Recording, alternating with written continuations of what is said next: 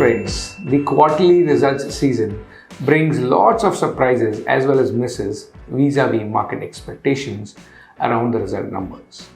Not only do the surprises and misses have an impact on the stock prices, but they could also change the earnings estimates of future earnings. No wonder professional investors analyze important quarterly results minutely to understand business developments and companies' earnings prospects. In this video, we present an update and our view on three bellwether stocks: Reliance Industries, Infosys, and ICICI Bank.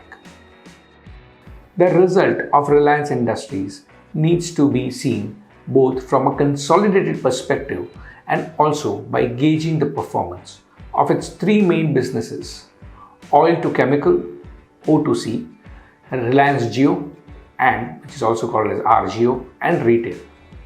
On a consolidated basis, Reliance Industries declared strong results with revenue growth of 56.7% year-on-year to Rs 2,193 billion and EBITDA growth of 62.6% to Rs 379.97 billion. EBITDA margin improved to 17.3% year-on-year from 16.7%. Profit after tax increased by 46.3% year-on-year to Rs 179.5 billion. Good going indeed on a consolidated basis. The O2C business, which currently contributes 74% to its total revenue, witnessed a fantastic quarter with revenue growth of 57% year-on-year to Rs 1,617 billion on account of higher crude oil and product prices. EBITDA surged by 63% year-on-year given high refining margins and high margin in petrochemical business. RGO's revenue increased by 4.7% Q-on-Q and its EBITDA margin went up by 50.1% to 109.6 billion. Steady improvements in customer engagement and subscriber mix and upgrades to higher data allowance have enabled the ARPU to grow by 4.8% Q-on-Q. Total subscriber base increased to 419.9 million in Q1 FY23 from 410 million in Q4 FY22. The future of RGO would now depend on the amount of spectrum that would be purchased in the upcoming auction. Its fiber to home business is shaping up well, with most subscribers opting for post-paid packages. Reliance Retail's revenue grew by 52% year-on-year to Rs 59 billion on back of growth in fashion and lifestyle business and consumer electronics segments. EBITDA doubled year-on-year owing to increasing operating leverage across key segments. The company added 792 new stores in Q1 FY23, taking the tally to 15,866 stores. Having said that, we expect Reliance Industries to face headwinds due to falling gross refining margins and the exports duty levy on high-speed diesel and air turbine fuel exports. On the other hand, there is a possibility that Reliance could unlock value for shareholders through digital and Reliance Retail IPOs. Potential monetization of gasification units will also be a positive.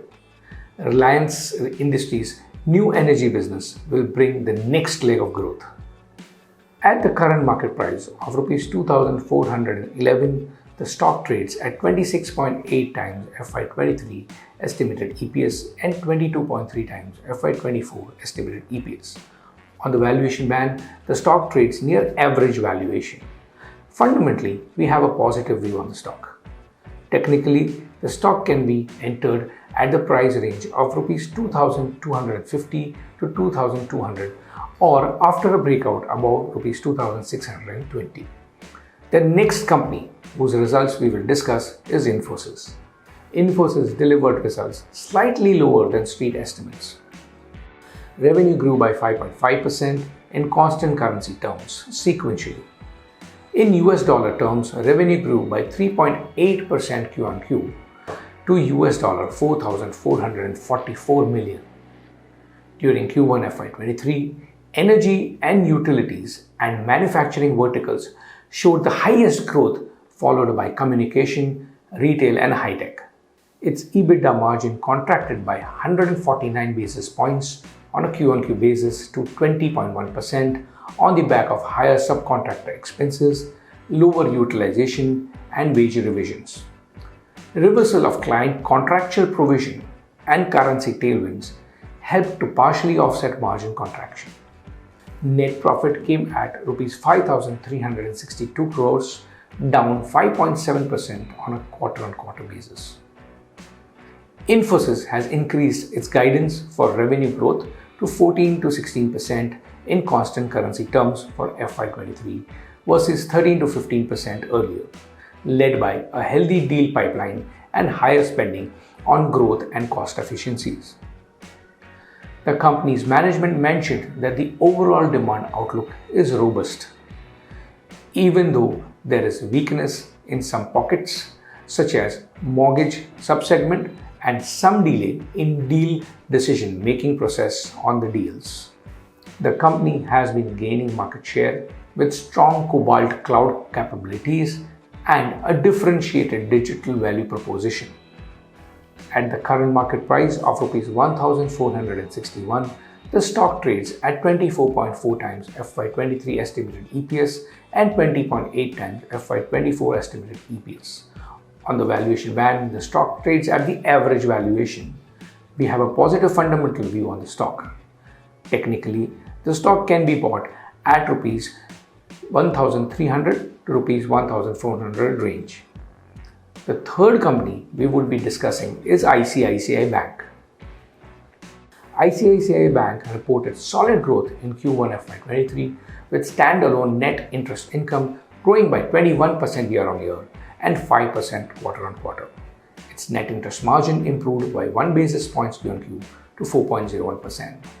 Pre-provisioning operating profit grew by 16% year-on-year, whereas it was flat on quarter-on-quarter basis. Net profit grew by 50% year-on-year.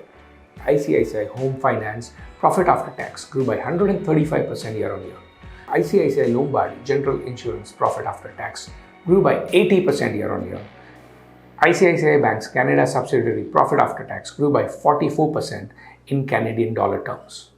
Overall, loan growth was at 21% year-on-year and 4% quarter-on-quarter.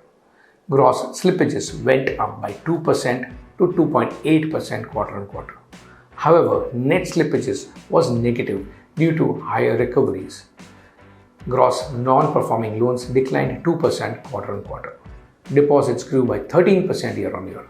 Average current accounts and savings accounts grew by 23% year-on-year and 19% year-on-year respectively. ICICI Bank has shown consistent growth, high and stable margins, improving asset quality, and high return on equity. Further, the company has a strong liability franchise and has a strong focus on digital platform offerings. At the current market price of 801 rupees, the stock trades at 3.3 times FY23 adjusted book value and 2.9 times FY24 adjusted book value. On the valuation band, the stock trades between +1 standard deviation and average valuation. Fundamentally, we have a positive view on the stock. Technically, ICICI Bank's stock can be bought in two tranches at Rs 770 and 740 levels. And that's all, folks. This is Shah signing off. Happy investing. This should not be treated as a recommendation. Please conduct your own analysis or consult a financial advisor before investing.